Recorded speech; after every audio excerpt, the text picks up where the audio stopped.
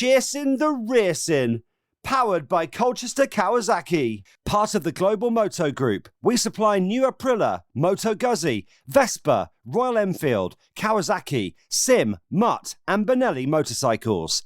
3, 2, 1, and welcome back to Chasin the Racin, episode 168, and we're delighted to be joined by Mark Woodage, aka Brains, and I think most people know you as Brains in the paddock, don't they? Yeah, I think pretty much everybody in the paddock does, yeah. I've heard a rumour of how you got Brains. Straight in there, Chrissy, straight in there, yeah. I knew that were coming. Where did the nickname come from? So I was an apprentice for Frank Wrathall, and basically when I was an apprentice, I was useless. I didn't even know what a piston were, a conrad, nothing, and we were doing some welding one day and he asked me to turn the gas bottles on and kind of messed it all up. I didn't really know which way we're on and off, and he just basically says, "You're brain dead, you are," you know.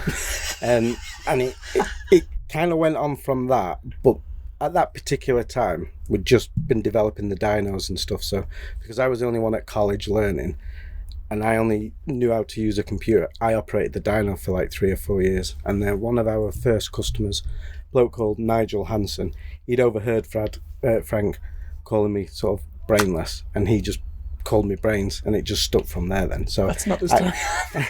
What story? I kind of take it from the dyno. Someone told us today that you called Brains because it was something to do with putting WD-40 on a dyno to get bigger readings. No. It literally was, because I was a 16-year-old apprentice and I was useless. Right. And Frank just used to call me brainless. But let's go straight into it. How the hell did you get an apprenticeship without knowing what a piston was? Right. So From the beginning.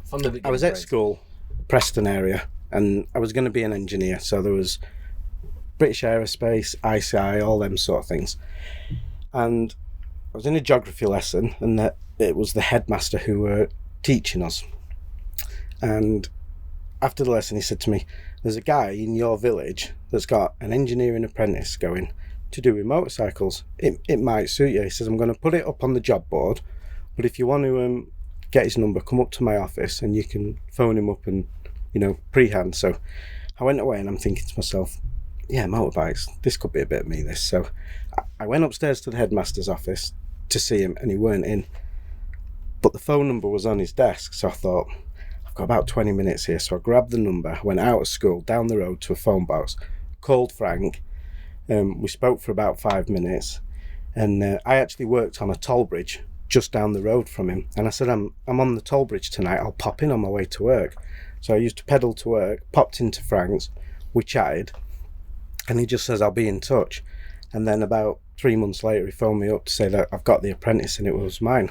Well, okay, what lies did you have during this interview? Well, I'm just wondering how this conversation went about. No, well, What, do you like motorbikes? Yeah, love them. I've been around them my entire life. to be fair, it wasn't really more about the bikes, it was more the engineering. But I think what got me the job is I couldn't go and put the phone number back in the headmaster's office, so I had it in my pocket. So the headmaster came to me and he said, I've mislaid that phone number. He says, "I'm going to have to wait for the bloke to call us back because I can't get hold of him." So I got the job, and funnily enough, we sat drinking, and about a year later, and Frank said to me, "Do you know, out of all the people, you're the only person that applied for the job." And I was like, obviously I was the only one that had the phone number. So if there's anyone out there going on like Indeed.com, you know what I mean? Just take some advice here and just nick the number. And it was just as lucky as that, really. Right place, right time. And you were with at Frank's for about 5 years, yeah. Like 4-year apprentice, and then sort of moved in. And that's essentially where you learned the trade. And did you go, everything? You go straight into working with in a race team then, or were you always... So when I was with Frank, it was from 1990 to probably the end of '94, and during that particular time, I had a go at racing myself on a 125, and kind of realised that I weren't going to be very successful at that. So I decided to go down the mechanicking route. So I was helping. First of all, I think it was Jamie Robinson when he rode 125s, just weekends, because he was one of Frank's customers and asked, "Do you want to come and give me a hand?" So it was him. And then Darren Barton and Greg Ramsey. I did a full year in '94 with Greg. And then because I'd done a full year on the 250 with Greg, weekends, that's when Ian Newton approached me to go full time to be his sort of mechanic crew chief, and that was his last year of racing in '95. So I looked after him on his 250 Aprilia. Left Frank and did that. So yeah. You know how a lot of people, when you like you hang up the boots kind of element, was that quite an immediate effect for you? When you said, I've been offered this job, and you just went, I enjoy this more. Did you get more of a kick out of the mechanic side and running a team, or you know what I mean? It's for me, being a biased view, I'd struggle to not ride, if you know what I mean. It's interesting. I enjoyed being around the environment, and I like being with bikes, and I was just constantly falling off, and I wasn't very good. So it was a no-brainer. I thought I kind of maybe can make a living out of mechanicking, right? But I'm never going to be very a racer. Very honest. I know you obviously live in a similar sort of area as Frank, but if you close it for people just listening to this podcast rather than actually like watching it on YouTube, you couldn't split the difference between you and Frank Jr. In terms of your accent. You're unbelievably similar. And I moved over to Yorkshire when I was 30, so I've been in Yorkshire for the last 17 years. So I have picked up a different accent as well, but I always tend to go back to my Lancashire one. So. There we are. I always thought you were from the northeast. Now, the reason I'm saying that, mind, is because we're sitting opposite a movie star here, Chrissy, and he's a TT close to the edge. Mark Woodage, aka Brains, the whole job lot working for Wilson Craig. We'll talk about that in depth a little bit more. But I knew you had a working relationship with the Gowland family. Yeah. And now that's the first time I came across you. Was at that point I'm thinking, he must be a northeast. That's how naive I am to race. And I thought, Gowland's northeast.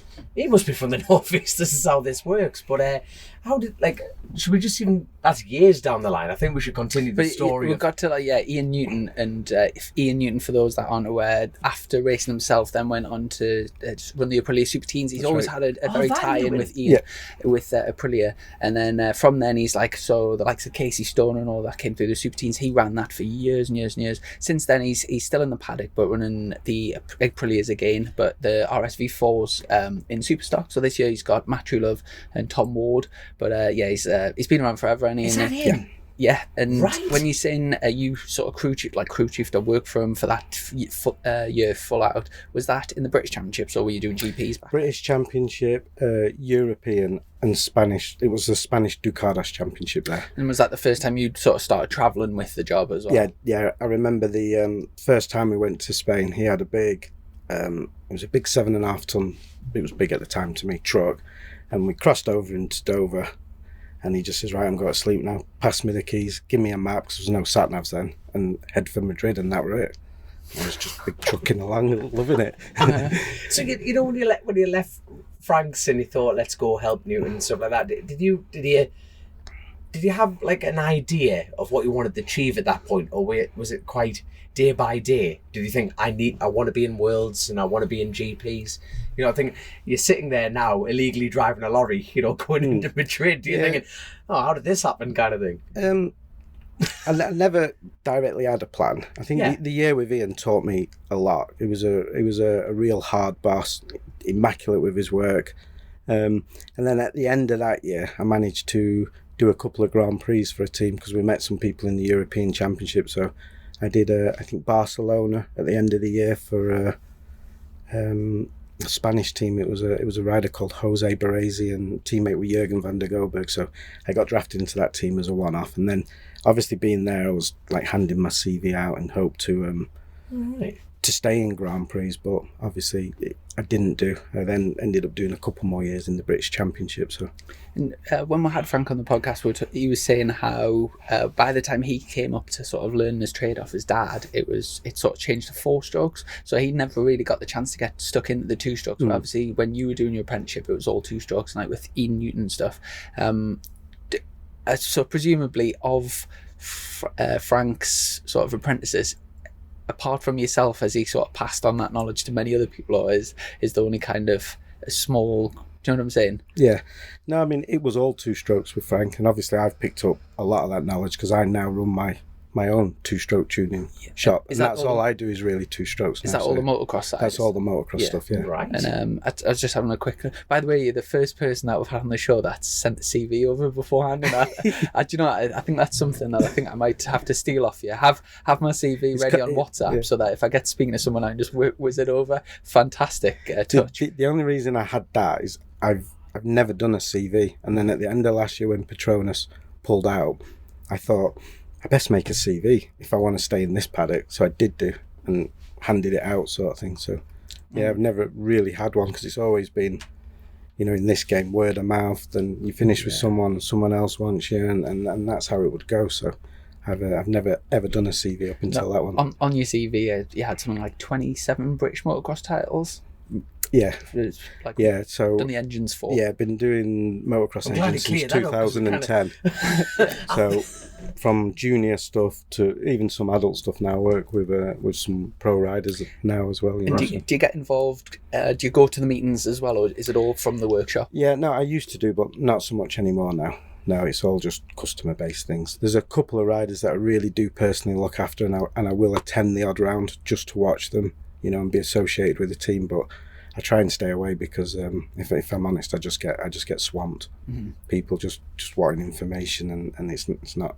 Do you know, out of so what sort of bikes do you work on? Is it 250s? What the two strokes I do? Yeah, anything from 50cc, which is from 6 to 9 year olds. Then they go on to the 65s, 85 small wheel, big wheel, 125s. Take something like an 85, like if you took like KTM 85 for example.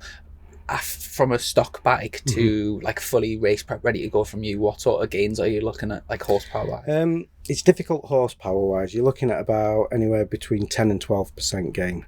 So it could be like 2 to 3 horsepower. Again, depending on whose dyno you use and what day they dyno it on, and that's a grey area. All that. Is it like sort of porting the head? What sort of work do you do? Yeah, so I completely strip the engine, modify the crankshaft slightly, just to give it a crankcase volume, pack the crankcases, glue them, reshape them, machine them, do the cylinder, and then put a different cylinder head on it or a machine cylinder head on. Sometimes modify the carb and then exhaust.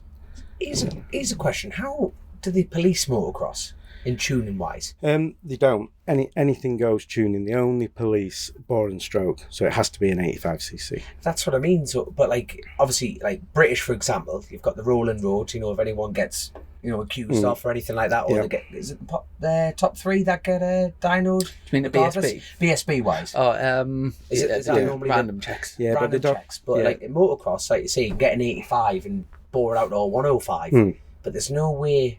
Is it even in British level? Like, we don't know a lot about motocross. There must have some sort of technical information. Yeah, but they do, but they don't. It's only if someone really, really protests, they'll pull that engine to bits. But it's very rare. Do they have to pay for that protest?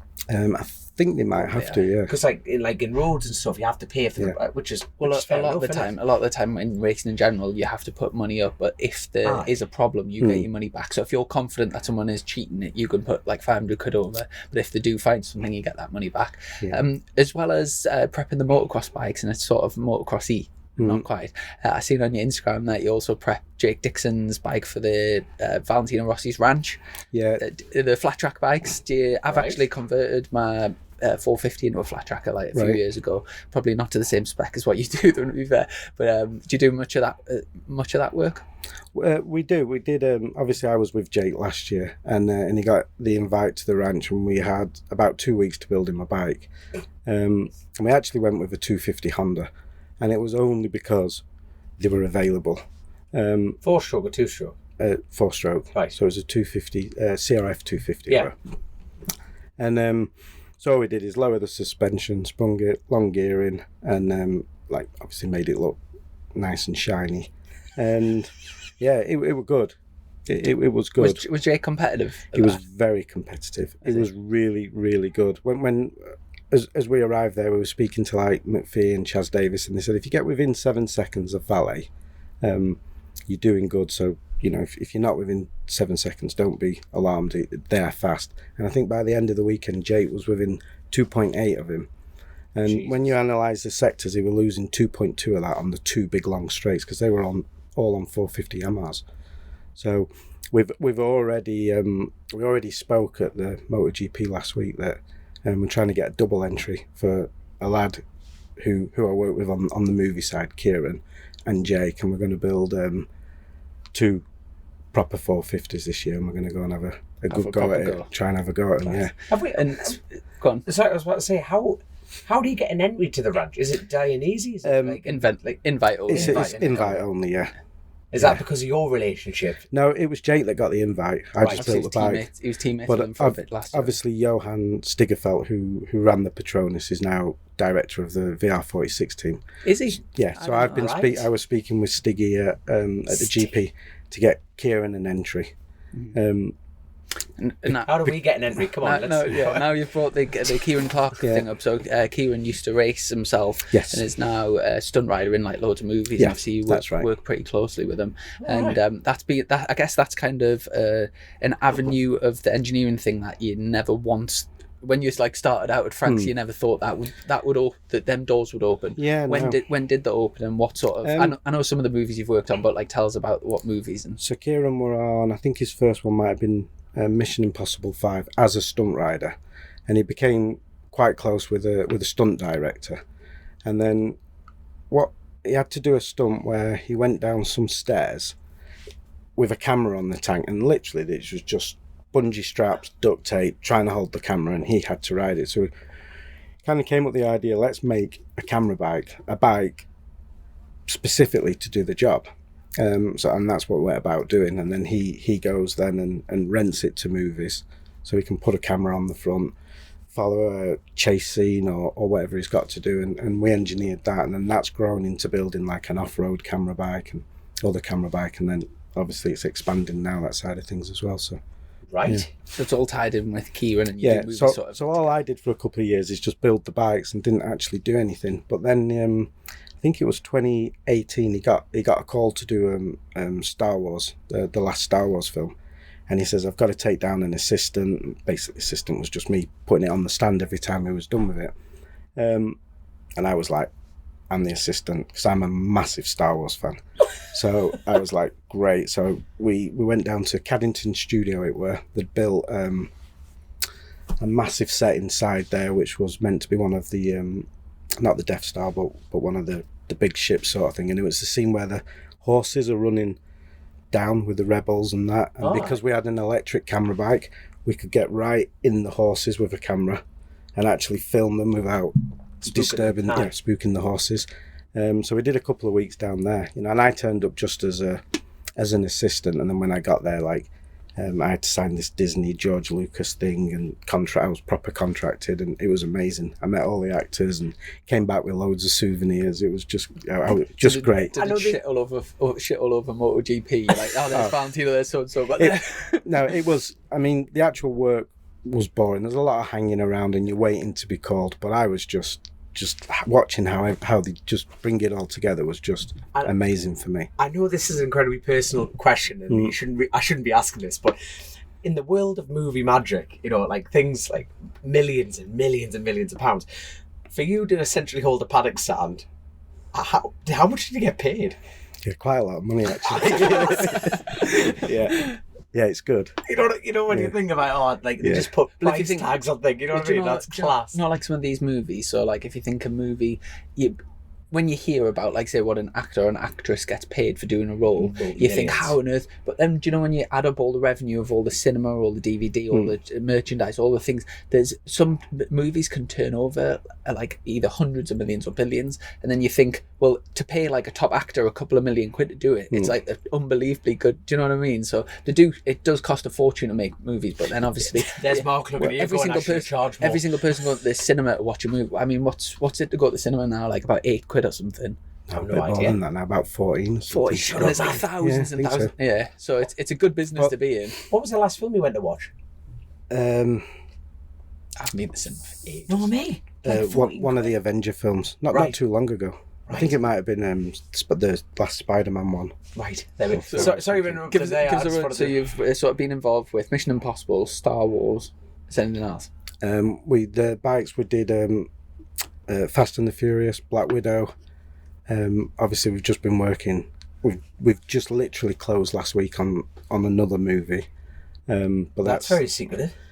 Yeah. Come on. There's a lot of things that... No one listens to the show, God. Yeah, I've got a disclosure. Until it's out in the cinema in July, we can't really discuss too much, but it's been a big part of the company, that. When it comes out, it will be big, because it's it's obviously an actor doing a stunt, and it's going to be the biggest stunt that's come out of Hollywood. And yeah, and you made the bike for it. Is it sort of? Can't really say too much. But is it a fresh film or is it like a franchise? Yeah, it's a continuation of something. Yeah. All right. But And we can't say which actor it is.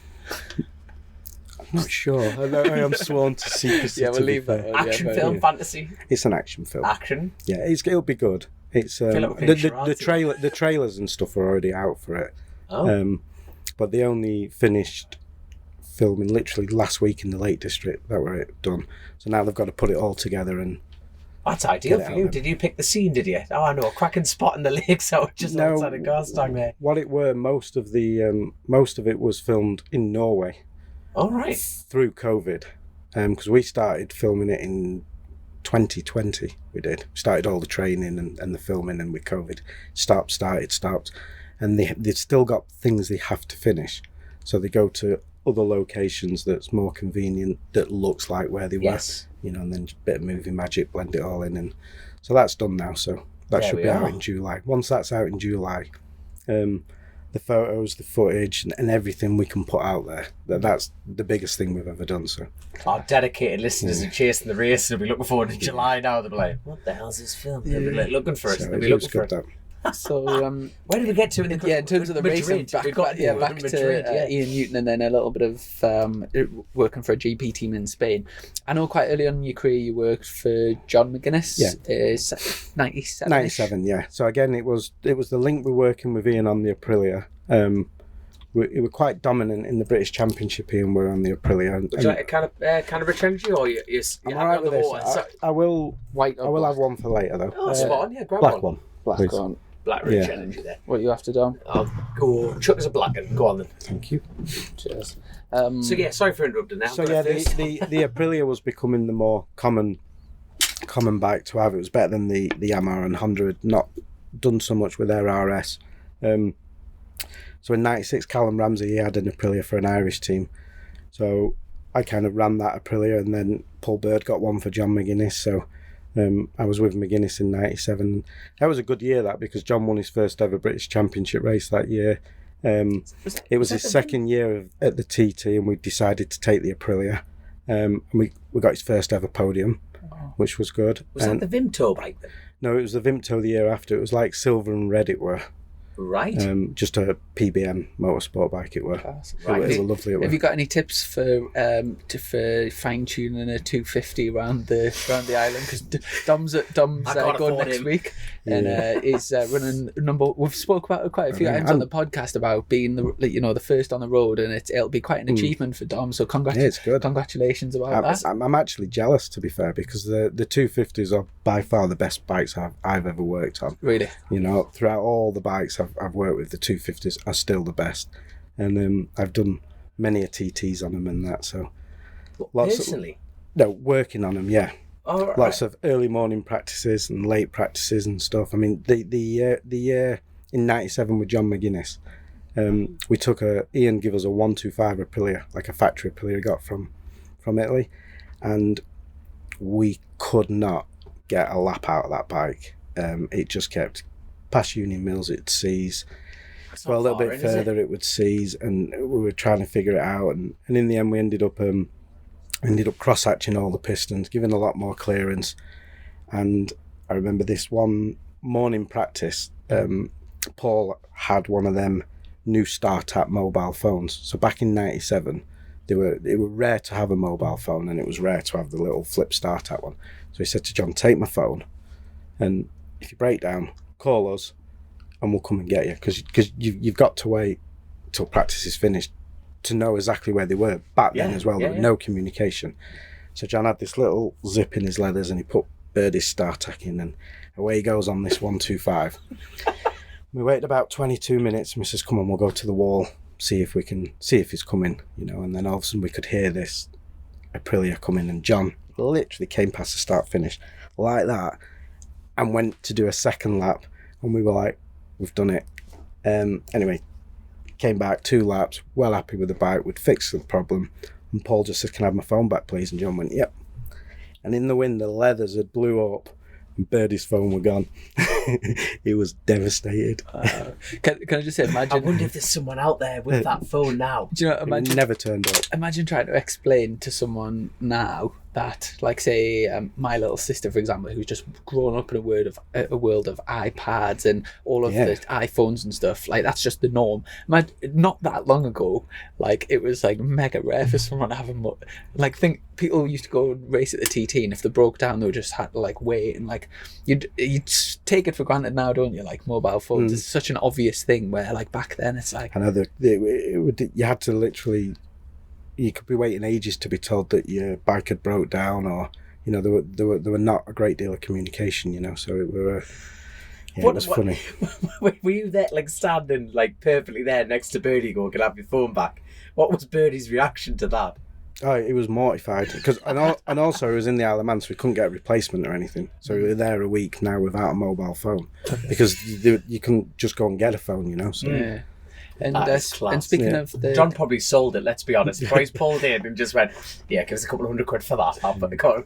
Speaking of the Classic TT, obviously that's coming up next week. Yourself going over on the 250 and also Classic F1, 750 Bob Henderson's bike, absolutely cracking thing, and also the Davies Yamaha 500. So, have you done many Classic TTs before? No, I went to watch one in 2016. And I only really went to watch just to see Bruce on the 250. Yeah. I hope he's there this year. I've heard a rumour that he's not there. No. But he's put an entry in, but you see, the Padgett slot aren't doing it. Right. So Connor Cummins isn't there, and Davey Todd's not there. Right. I'm surprised that they might turn up with a small van just for him.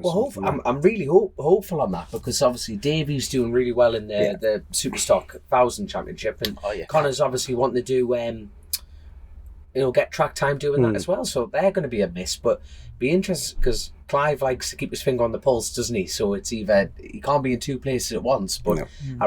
Because like you say, Bruce Anstey on one of those, it just might as well engrave the trophy. You know what I mean? Have you ever had the chance to work with Bruce? I haven't, no. Not Bruce, no. Saying that, who's been your dream person to work with, or have you worked with that person? Dream person? Yeah, like, you just thought, I'd really like to work with them. Famous or not famous, if you know what I mean. Someone like Bruce, Yeah, I don't know, to be honest with you.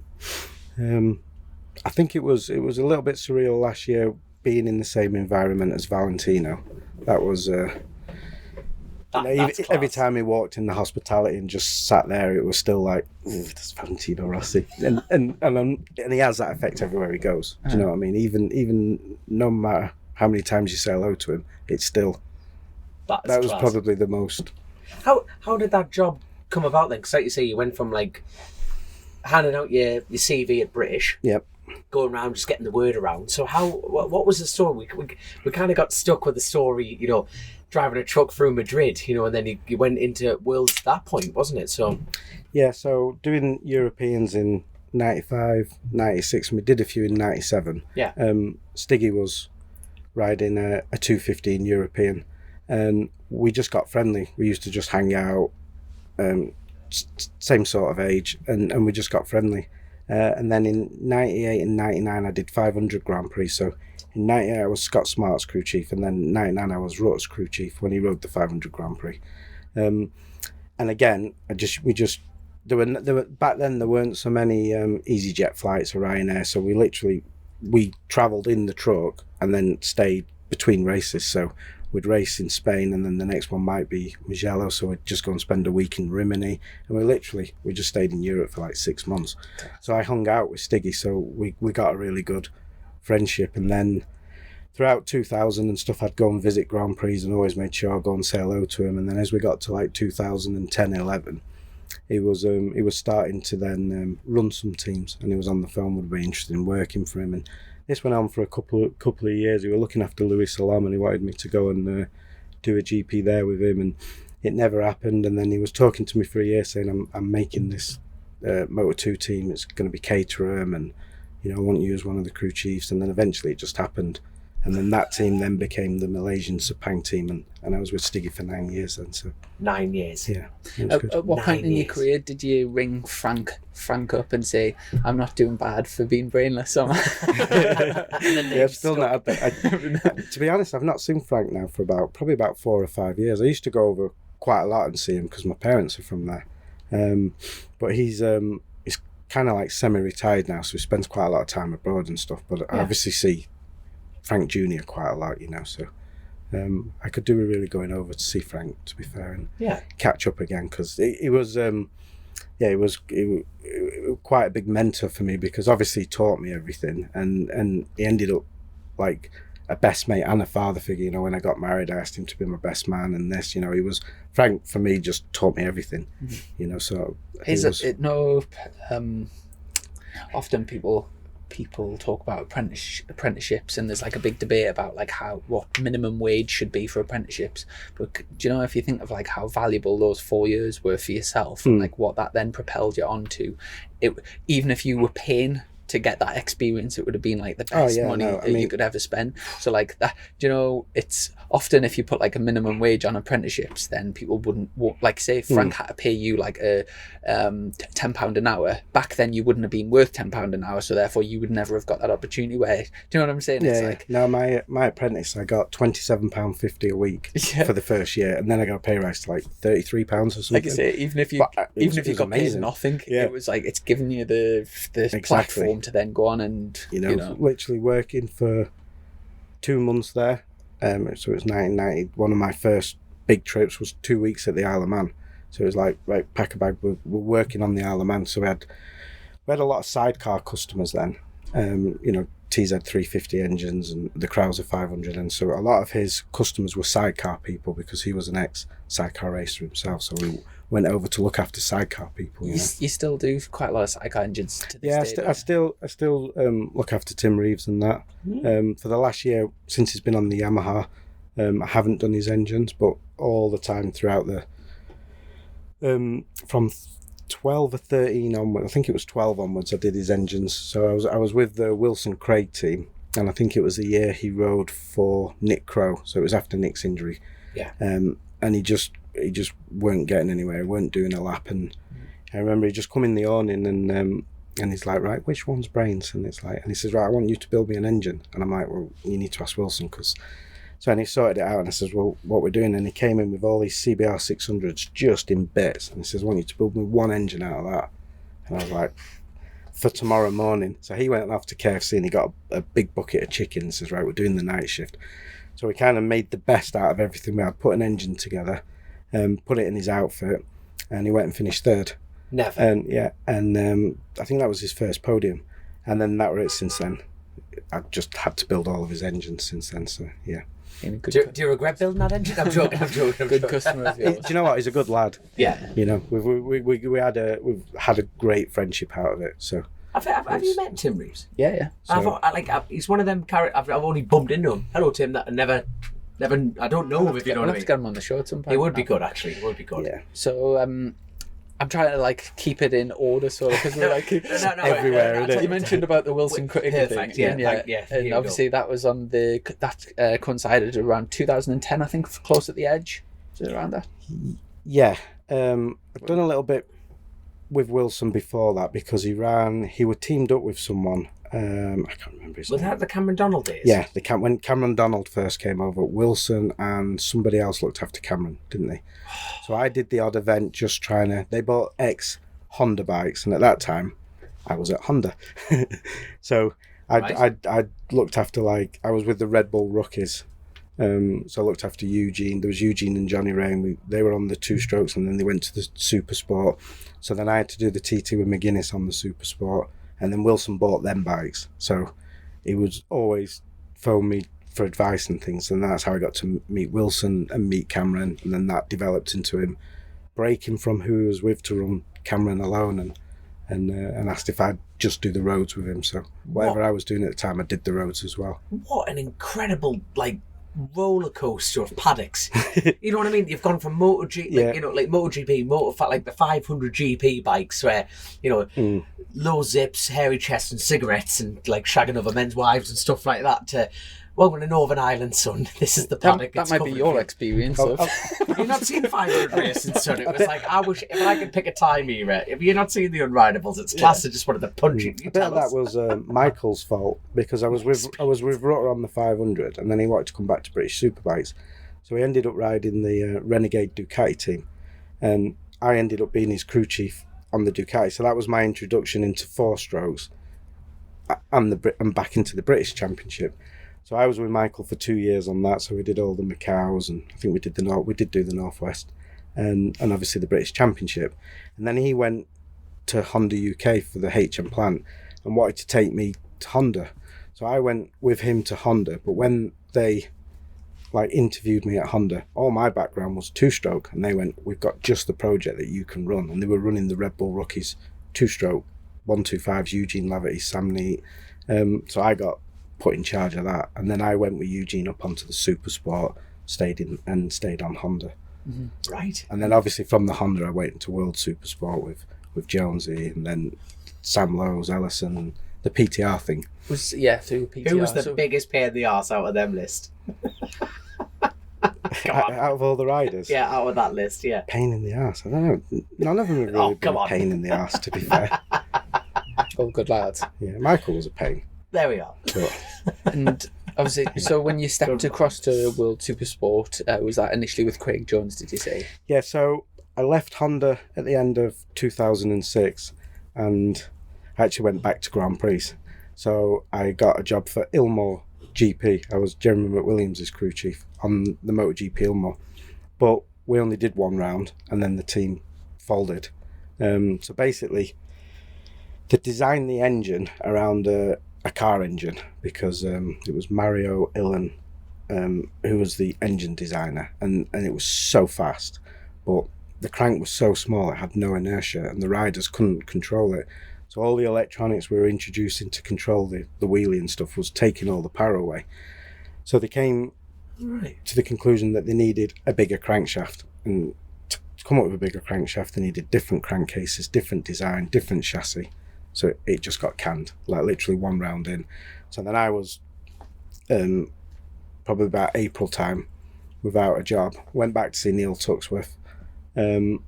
He were going to put me, I think, with Leon Camia as his engine builder or something. And then Gary Ackerold had phoned me, who was running Craig in World Supersport, and said, "We need a crew chief." So I just went straight to the Jonesy outfit in 07. We had a really successful year, got a few podiums.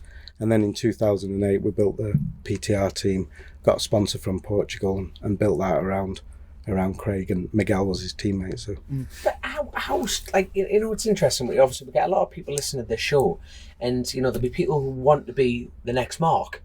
Has there ever been any point in your career where you've been jobless for a while? Because it's a niche market, this sport. It is motorcycle racing in general, and there's only so many jobs at your level, isn't it? Have you ever been I think worried? I've been very lucky, to be fair. Yeah. I think 2012, I started the year without a race team. I was focusing on my company then, Right. and I was just going to commit to do the roads with Wilson, so it was Cameron and William.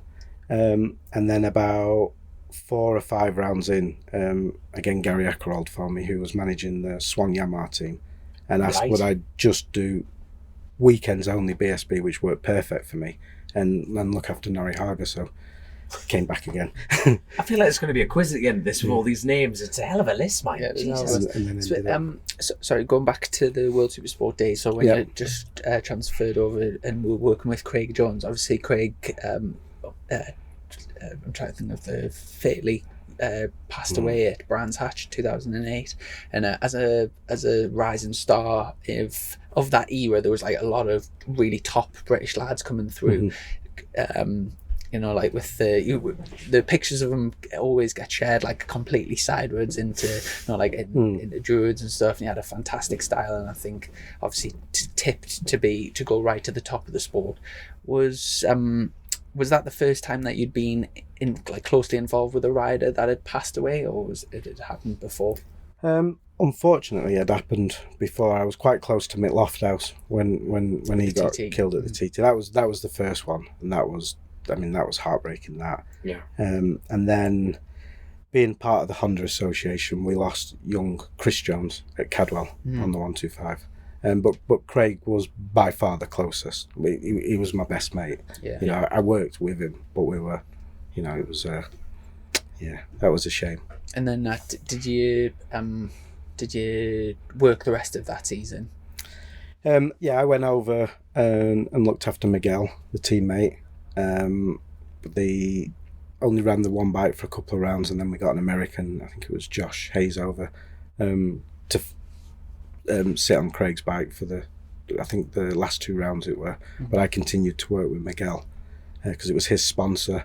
The team and Craig were really close with Miguel and the sponsor, so I felt it was right that, you know, I looked after Miguel, you know. So yeah, it was difficult, but I'm really close with Craig's father, Steve, you know, and it was their blessing that the team continued, you know, and it's difficult to do, you know, but like Craig wouldn't have wanted anything different, you know. Yeah. He would have put his helmet on and still rode, you know, so it were hard, but yeah, we continued, you know. Mm-hmm. And mentioning the working with the Wilson Craig team, obviously with William Dunlop and Cameron Donald, did your time there coincide with Guy Martin as well? Yeah, so that was just pre them. It was that was the Close to the Edge film. Yeah. There, yeah. That was 2010, wasn't it? What? Because from that film, you sort of get the idea that Guy was trying to be as much of a sort of privateer as it, like doing as much as he could himself. Were you officially crew chiefing him then, or what was the involvement? Yeah, the TT. It was quite. Do you know? It was really enjoyable actually working with Guy, because he's quite technical, and we had the data. Excuse me.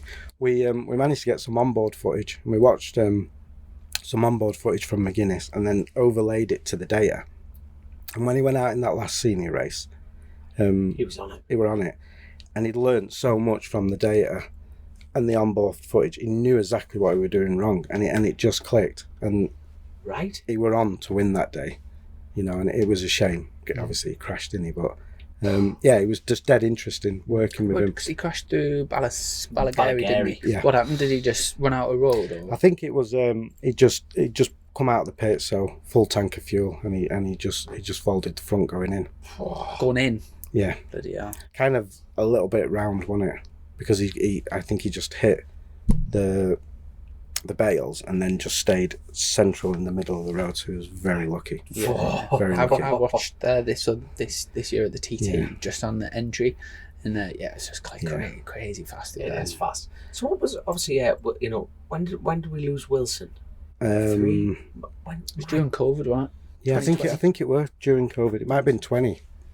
Yeah. That's terrifying, isn't it? What was he like to work with? Yeah. Oh, I mean, for his age and everything, he was in the gym every day, as fit as anything he were, and really, really typical Irish person, but ever so nice. Do you know what I mean? Just so passionate, you know.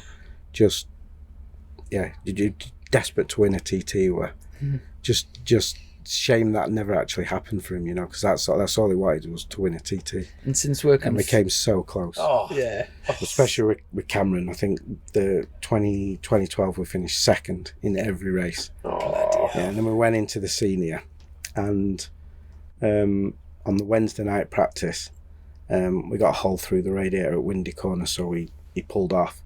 But if you took all his sectors, we were going to do 133 mile an hour that night in practice, and he were having it, and they said to John that he were getting beat in the senior, and it rained and it got cancelled, so we never got to do it. Yeah. So close. Yeah, since working with Wilson Craig, have you been back to the TT often, or has it been mainly focusing on the GP side of things? I haven't been. You must get offers though. Since I can't remember last time I was there. Maybe 17. And who was that with? With Swan, was it? No, spectating. Oh right. So sorry, I meant when was the last time you worked there? At the TT. So, I was always showing a face, just looking after Tim, but not really working. The last year I think was, I'm trying to think, 13. Might have been 14 when Cameron rode the Norton. Mm-hmm. He asked me to go and look after him on the Norton. Yeah. Does it interest you now? What's that? So we were going to say the bike was awful. That particular bike were, yeah, it was like kind of the very first year they put a real good rider on it, and it's I think they just put the Aprilia engine in, and it had road discs on it and stuff, and the discs were warping, and there were just lots of things that needed ironing out and that, and so that was the first year, and then Cameron stayed to do a second year with him. Mm-hmm. Did do you miss the TT? Like working there? Yeah, even though I've not been there, whether I've been in normally classes with like Mugello or somewhere, I'd always have the live timing on and always watch it. Mm-hmm. Yeah, I do like it. You must get job offers though, every year. Yeah, to be fair, I've just sat in a meeting with Dean Harrison this afternoon. He wants just to do something with him next year, but interesting. It's it all depends on my business more than anything, really. And time scale, fair enough. So in this in the running order, so when you went to work for Stiggy for 9 years, what period was that? That was 2013 till end of last year. Right. Okay. So run us through the teams, that's sort of like the sponsors that you've had through that time, and which riders have you worked with through there? Through the Stiggy period? Yeah. So it started as Caterham, so we was the motorcycle team to the Formula 1 team. It was based at the Caterham factory where the Formula 1 team were. Which country is that? It was in the UK. What was it? Yeah. Caterham kit cars. Yeah, they have the sub-branch, which is Kit Car, but they did have a Formula 1 team for a few years. Right, there we are. And it was owned and funded by the guy that owns AirAsia. So it had Malaysian links. Yeah. We were sponsored by AirAsia. Yeah. They were white bikes with the red logo on. So that was Zarko and Josh Herring. Then Caterham Formula 1 folded, hence the bike team had to fold. So the Malaysian Razlan was the principal of Sepang Circuit. He was paying for Fami, one of the Malaysian riders, to ride in various teams. So he said he'd buy the team and put it in Moto3 as a Moto3 start. So we then became a Malaysian Sepang back team, and we had Fami, and then we got a European rider to sort of get the results, which were Jakob Kornfeld. So we did that in a KTM in 15, switched to Hondas in 16, and then we changed Fami to Adam Norridin, which was another Malaysian. And then Jakob moved on, and then we got Ayuma Sasaki. I think we did 2 years with Ayuma, and then he went on to Adam's bike, and then we got McPhee. And then in the final year it was McPhee and Binder. And then obviously while that was going on, they'd had a Moto2 team and built a MotoGP team. During that time, have you always been a crew chief to one of the riders, or have you been sort of team principal? From 15 onwards, I was like technical director of the Moto3 team. So I kind of overlooked both riders and liaised with HRC on all the spares and the development parts, and then specifically looked after the rider that I was assigned to on a weekend. And then halfway through, was it last year when you were working on the Moto3 side, you then jumped in and switched with Dixon's. Yeah, so I was McPhee's crew chief. John weren't having a great season, and Jake was having a torrid season. And I think at that point Jake was about to quit. Really? And he says, I need a change in my team. So Stiggy got us in the office and he says, look, I can bring in this Spanish crew chief, and there's an Italian crew chief that needs a job. He says, but I keep bringing in crew chiefs. He says, it's just not working for Jake. He said, so I need someone in there with eyes to tell me what's going on. He said, so I'm going to put you in there for the rest of the year. And I was like, I was shocked, to be fair, because I was enjoying my relationship and the work with John. Yeah. And although at the end of that year I wanted to go Moto2, so he's saying to me, go Moto2 now, learn the Morelli, because at the end of that year there's a chance that we're going to put Dixon on the MotoGP bike and you can go with Dixon to MotoGP. Right. So I had 6 months to learn Morelli and do that. But then obviously at the end of the year, Patronus pulled out. Yeah. So it never happened anyway. And was that a shock to you as well? Like Patronus pulling out. Yeah, was that kind of a slow bit, like a big sponsor like that and going to the team? Like, was it a build-up? It was a shock to everybody, really, because it happened. I remember it was in Austria, and 2 weeks before, everybody was getting ready to sign contracts, and we kind of knew what was happening, and it happened really quick. I think it was in the summer break. There was a bit of conflict with Razlan and Petronas in Malaysia, and kind of a fallout. Right. So Petronas just pulled out. Yeah, You that's came it. very close with Jake to getting a race win. That second half of the season, didn't you? That was it. In The the French, that damp race. No, that was in his first year. Oh, was Yeah, it? Okay. I wasn't with Jake That was then. heartbreaking, that. Yeah, That was it was. heartbreaking. Do you know, in terms of obviously McPhee's been on the sort of either 125 or Moto 3 class since I think around sort of 2008, so it'll be coming up 14 years in that same sort of class. And has he had an opportunity in Moto 2 and then come back, or has he always... He's never been to Moto 2. Yeah, no. or Moto 3. And just a bit of a random one, but do you know if for example he doesn't get the chance to stay in the MotoGP paddock after this year, and he say came back to let's just say if he got a ride in British Superbikes, where would you expect McPhee to fare in Super BSB? I like it. It's difficult. John's a very good rider. He's very talented. His setup's really good. He's aware of everything. It's hard to say on the Moto 3 bikes because the way the Moto 3 style's gone the last 3 years, I don't think it develops them that much for the bigger bikes afterwards, you know. I think he'd be a good super sport rider though. Yeah. Right? That corner speed. Yeah, I think if he got a world super sport rider, competitive bike, it'd be top 3. Yeah. He, And I think he's a that's... good rider. I remember after Danny Webb had been in the 125s for a while, and Moto 3, he had a few good years, and well, he went British Super Sport, but then World Super Sport, and quite a few other people do similar sort of routes. Yeah. I think if you were say managing John and he didn't have an opportunity in Moto 2, I think World Super Sport would definitely be the best. That'd be probably the next place he'd look. Yeah. And then if not there, probably here. Yeah, British, as in British Super Sport. He'd probably got superbikes. Superbike, yeah. That's what I mean. And I would just would you have He trains on an R1, so you know he can ride a bigger bike. Yeah, So. How in your opinion do you think Skinner got on? Because we were talking about Lee Jackson, weren't we? You know, the fact of like, will coming back from that Moto 2 ride hindrance him for this weekend or vice versa? What's your opinion on that? I actually think he did all right. I think he did brilliant. Yeah, it's a tough class, isn't it? No testing as well. Yeah, that's a big thing. No, I mean, will that hindrance him doing that? Do you think, in your opinion, will hindrance him for this weekend? I don't know. Hopefully not. Yeah. Oh God, hopefully not. Of course, It's completely different. I think it was only about 1.8 off, only the fastest. Yeah. And just within 2 seconds, I think was credible. I actually said I reckon he'll finish around 20th, 21st, and if he does that, it's a good job, and that's where he got, you know. So there we are. You just need time on them bikes. Yeah. I mean, Jake's in his 4th season now, you know. Yeah. It's time and getting used to it, and he had to learn tyres and a stiff chassis and everything, you know. So I think he did a really good job. He did a really good job. Yeah. Proper nice lad, Rory. I think he does deserve an opportunity. I think he can be a good Grand Prix rider because me too. I used to watch him when he was on the Red Bull Rookies and things, and he was so dominant. And it was a shame he didn't get the break then. Obviously, he came here, and don't get me wrong, he had a great year in Super Sport, didn't he? Dominated that, didn't he? He was borderline. And then a great debut year on a Superbike last year. So he has got bags of talent.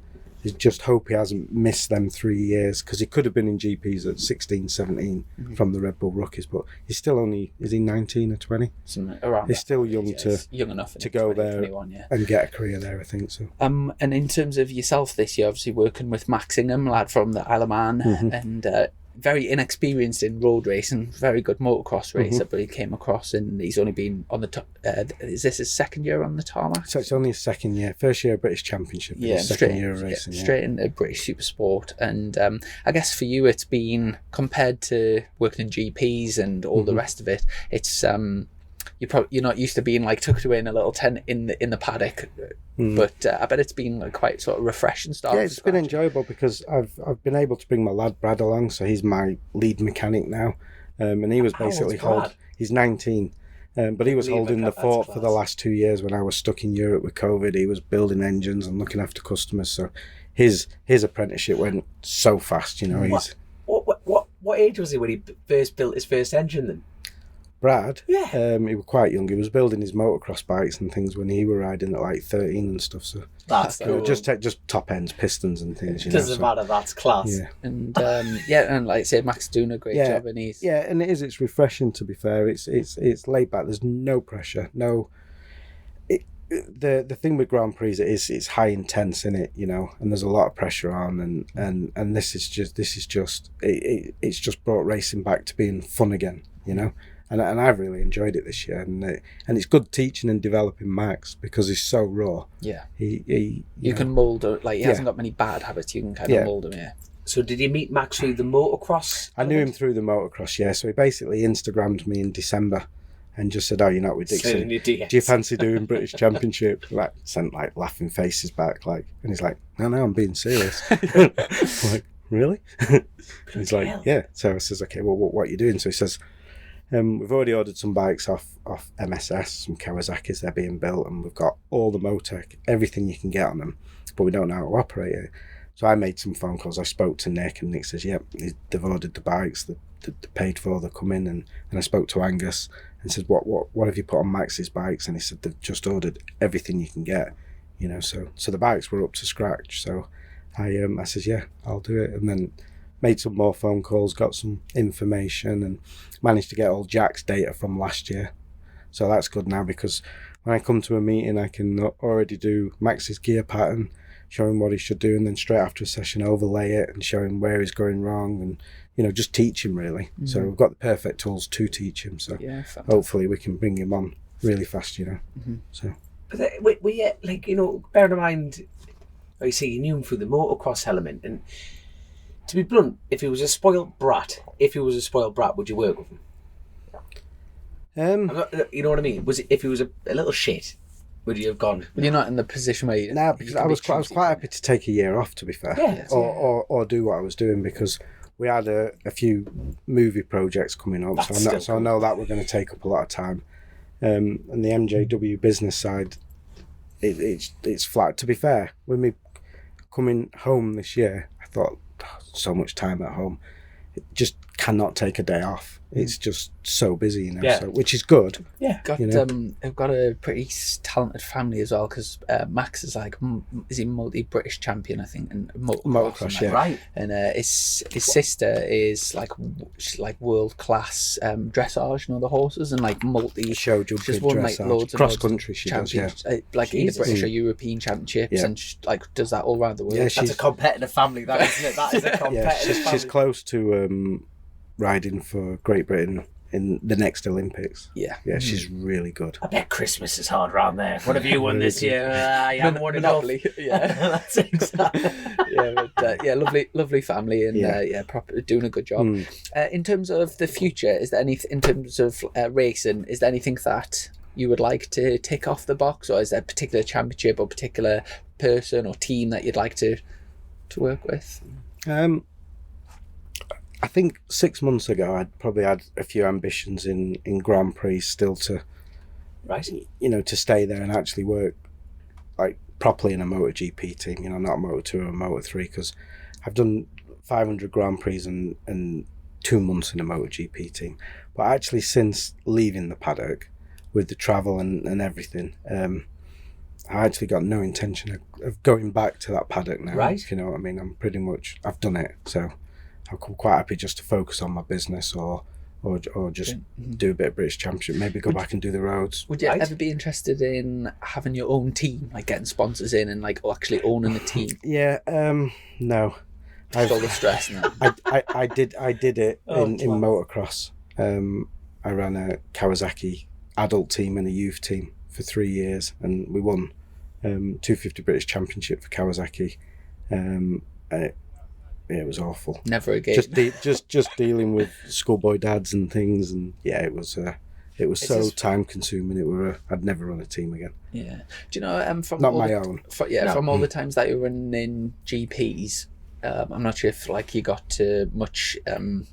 If you got to like see the budgets and stuff, but you know, if someone wanted to like say, right, I want to start a Moto3 team right now, and I want like the running costs for the full season. Do you know roughly what it's about to do it right properly? Is about 1.5 million to do Moto3. 2 riders. Yeah, and then Moto2 is about 2.5 to 3. Wow, what a ball game. And then MotoGP, I think we had something like 16 million budget to do that. Right. So it was quite a lot. Yeah. Let's keep going down if we can. World Superbike. How much do you think? What budget would you need for I don't know that? I don't know superbikes because you have to build the bikes and that, don't you? Yeah. So there's quite a lot of money that goes into that. Where a lot of the GP bikes are on the shelf. You just purchase them, you know. So I'd say similar to Moto 3. Right. Yeah. You'd need competitively at least a couple of million, I reckon. Yeah, I was going to say, I think it would be... I mean, you could... I reckon that doing BSB... Super Sport, you could probably do it for about 850,000, I reckon. Right. World Super Sport. Mm. Yeah. BSB. This is all theoretical now, yeah. To do it... I was about to say, what? You tell me. To do it properly as a two-man team, I think you'd need about 700. You'd need at least 700, I'd say, yeah. To do it proper. You could do it for about 250, but... You're competing against people that's got 3 times your budget, and that's essentially you're never gonna be in the top 3, are you? You know. Let's keep playing this game. Let's keep playing this game. So if you took a notion, all of a sudden go, I want to go and do Northwest TD in a full Irish scene.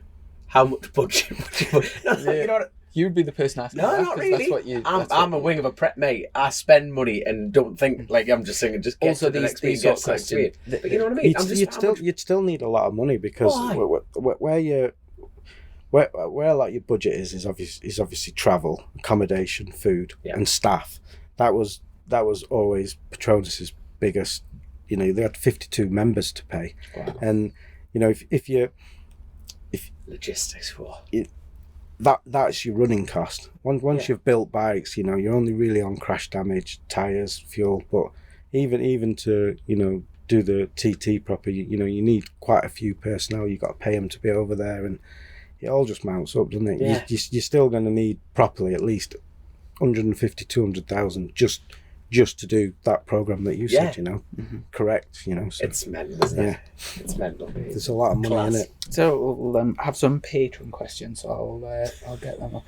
Is there any rider that because we've been zigzagging across the career? Is there anyone of notable that we've missed off in your careers so far? Is anyone that you worked with in the Red Bull rookies? That was just a total shame that never got a chance. You know, you thought, that lad there should have had his chance. That we don't know of here, that we haven't heard. Obviously, Jonathan Ray and Eugene, you've seen where they went from the Red Bull rookie programme. Young Chris Jones, he was an amazing talent. Right. He would have gone all the way into Grand Prix, that kid. He was unbelievable. It was just such a shame. I think he was only 13 years old and into his half a year of British Championship racing. He stalled at Cadwell Park on the start line and unfortunately got killed. And that's when the kind of fell off the bike and then got run over and killed, unfortunately. Yeah. At Cadwell, when they do they've stopped doing it now, but they used to do the bicycle race. Chris Jones for the race on a night time where everyone gets dressed up. That was to raise money for his charity. But was he on 13 at the time? Yeah. Jesus, right. I think that was 2005, were it? It would have been around that time. Yeah, it was 2005. A few Patreon questions. Sorry, is there anyone being like not Red Bull rookies? Anyone that you've met, like just lazy? And what I mean by that is someone who was so unbelievably skilled on a bike, but they weren't bothered. Have you ever come across? You don't have to name them, but have you ever come across anyone? Yeah, like John McGuinness. Right? He never trained or did anything. Did he? Just naturally. bags of talent. Yeah. But John's but a good lad. John's like a legend in the sport, isn't he? But I just mean it's even in his early days though, when he was coming through the 250s and quite lazy. Do you know out of all the riders that you've worked with, and you can include the ones that have unfortunately passed away, if you could pick 5 of them to go for like a week in Vegas, which 5 would you pick? Yeah. Jones would definitely be top of the list because he was a top lad. Dixon's a good crack. Is he? Yeah, he is, to be fair. Right. Let me think. Dixon, Eugene. He's good when he's had a drink. When he's had a drink. You're drinking that before the flight, son. Get on it. 2 more. Yeah, I think Rutter would be quite entertaining, to be fair.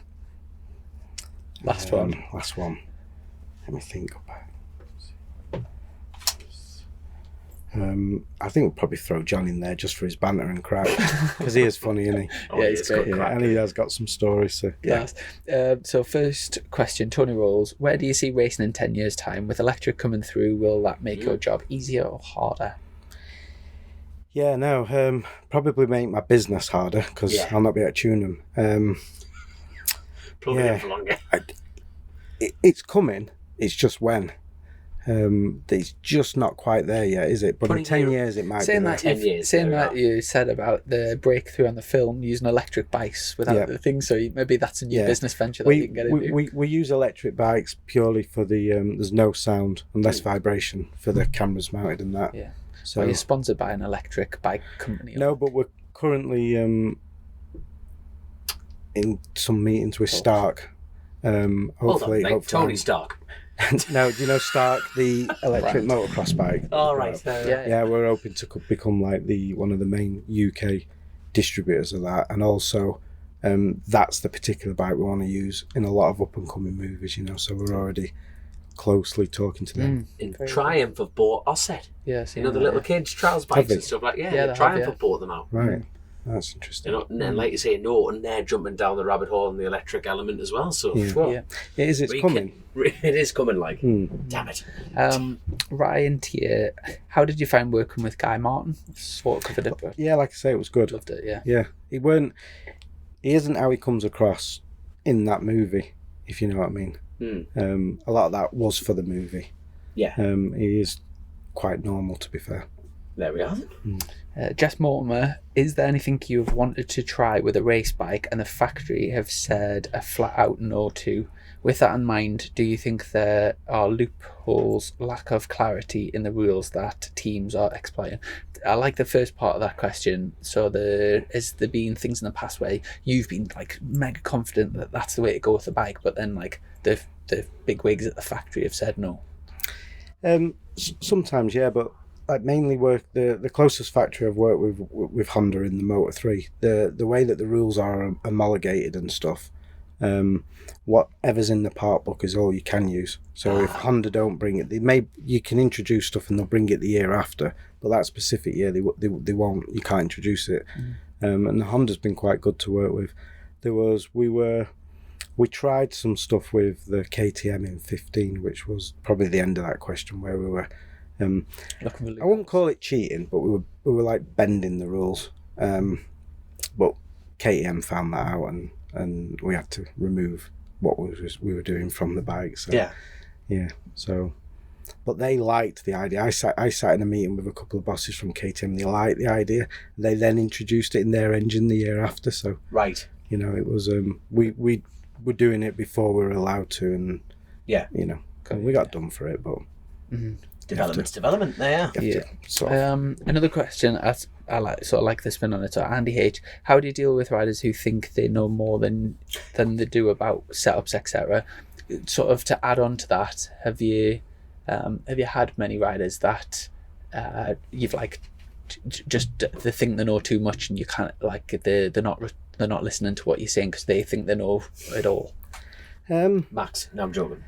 I don't think I've ever really experienced that. A lot of working with a rider is respect in it. Once you've got that rider's respect, I guess it doesn't matter what you tell them. They believe you, don't they? And they want to work with you. So I've always been fortunate enough to have a good relationship with my riders. So I've never really had one that's sort of overruled or anything. I think when I first joined that Ilmore team, and I was put with McWilliams, I was so nervous because I was still quite raw at being a crew chief and going straight to MotoGP, and with Jeremy's background, I just thought, I'm just going to get destroyed here.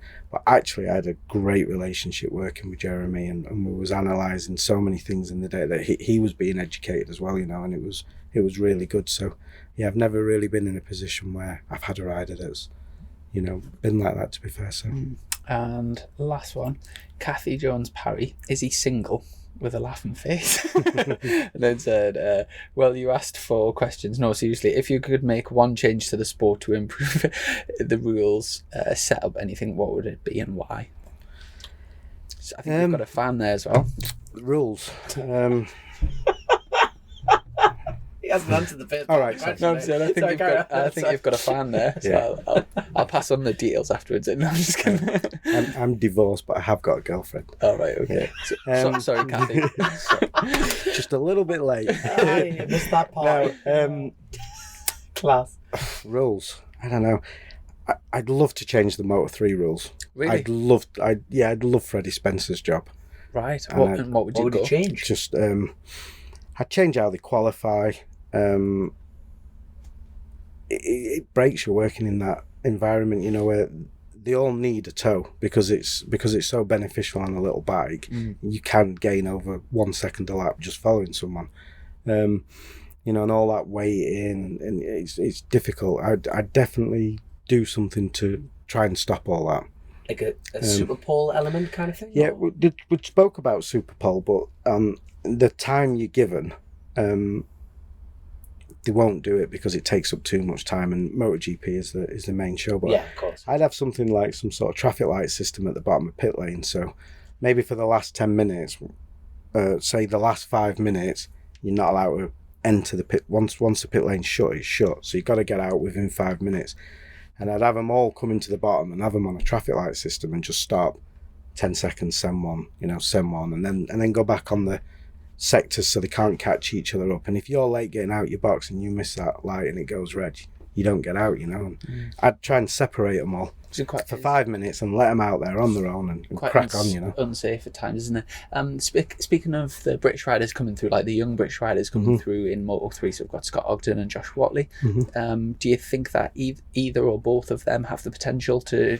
Yeah, I think Josh is still young. He's 16. He still has a lot to learn.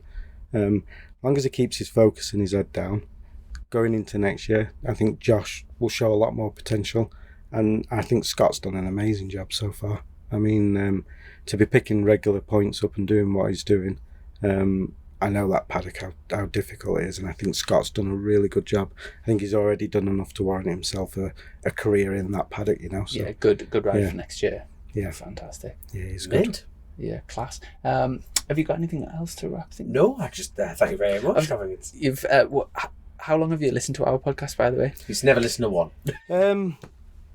Quite a lot, really, because like I was saying, we've got like a big TV in the workshop, and mainly my lad Brad would put it on. So obviously, I'm not forced to listen to them, but I do enjoy listening to them. I think we've probably seen every single one that you started televising, if you know what I mean. They started just as you two doing a pod, didn't they? But when you started bringing guests on, that's probably when we started watching it. I think so. What's been the worst one? The worst one? Yeah. That's a bit of a stick. I love it. I don't think there's been any bad ones, but some people that you don't know, because they're on in the background, I'd just focus more on what I'm doing and maybe not listen. Yeah, fair enough. Do you have a favourite? I like some of the Christine Hidden ones. The Tommy Hill one were good. I like the Ron Aslan one. There's been some good ones. Is there anyone that before you've listened, you've thought that they're a bell end, but then you've watched it and you thought actually they're all right? I think there is, but I'm not saying I can't remember, but I remember like thinking, I've got to watch this one, and it was actually an entertaining one. So that's good. I'll think who it were. Chrissy, let's pretend to end the show now. Yeah. Oh, so they were who was that person? But so next podcast we might do one here at Thruxton tomorrow. We'll have to see how we're going for time, but and then Dom's out to the Isle of Man next week, so very best of luck with all of that, and good luck for tomorrow. Yeah. Looking forward. So this is Friday night, so we've got a qualifying and a race for me tomorrow, FP3 in the morning, and then we've got two races Sunday. Looking forward. What about yourself? What's your timetable tomorrow? We're qualifying tomorrow morning about 11, and then we have a sprint race in the evening, and then a normal race on Sunday. So there we are. Happy days. Well, good luck to the pair of you. I'll be watching in jealousy. Yeah. just a few quick things to wrap things up. So over on Lee Johnson's YouTube channel, he's doing a thing linked with Bennett's where you can win a bike. He's like rebuilt this bike, and they're giving it away to a customer. So if you head over there, I'm not sure what you have to do either. Like there'll be some sort of link, but if you check that out, and massive thank you to our sponsors, Colchester Kawasaki, and to all of our patrons. I'm sure. Oh, I tell you what, I have got. I made a note on my phone. While you're doing that, I think you need to do a massive shout out to your boss Luke for your aircon system that we haven't had on, like a portable aircon for this weekend. Yeah, just you're not going to see me move from that. I'm Which not watching is needed this weekend. My giddy aunt, it's warm in it. My giddy aunt. One of the things I made a few notes on my phone. One of them was that our good friend Lundy, who kitted this this trailer out, has hung his leathers up. So he's had his last race, and I've got another one from one of our friends, Jim Travers, and he said, "Hi Chrissy, I was wondering if you would be able to do me a favour, please. You've probably seen I'm taking inspiration from James Hillier, and I've bought myself a Honda C90 and I'm riding it in November from John O'Groats to Land's End in under 24 hours. I'm doing it to mark the 10th anniversary of my eldest son's open heart surgery at Birmingham Children's Hospital, and I'm doing it in aid of BCH and also Great Ormond Street Hospital, where he's currently recovering from life-changing surgery. The favour I was hoping for, would you please be able to mention my challenge on the podcast and maybe share the Facebook page, please, a couple of times before I do the challenge. I'm funding the whole challenge, so every penny of the donations goes to the charities, and I'll stick the link on the awesome things. And he also sent this of I think there was kids of the Dom the Bomb. I'll put that picture on as well, but it's cool. It's a lovely picture. And it's good that little man's making a recovery. Yeah, sending out when's he doing it?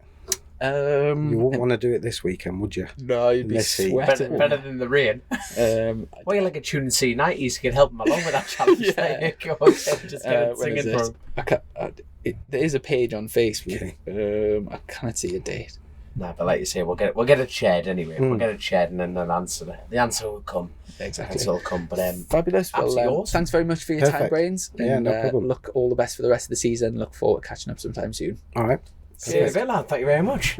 Chasin the Racin, powered by Colchester Kawasaki. Part of the Global Moto Group, we supply new Aprilia, Moto Guzzi, Vespa, Royal Enfield, Kawasaki, Sim, Mutt and Benelli motorcycles.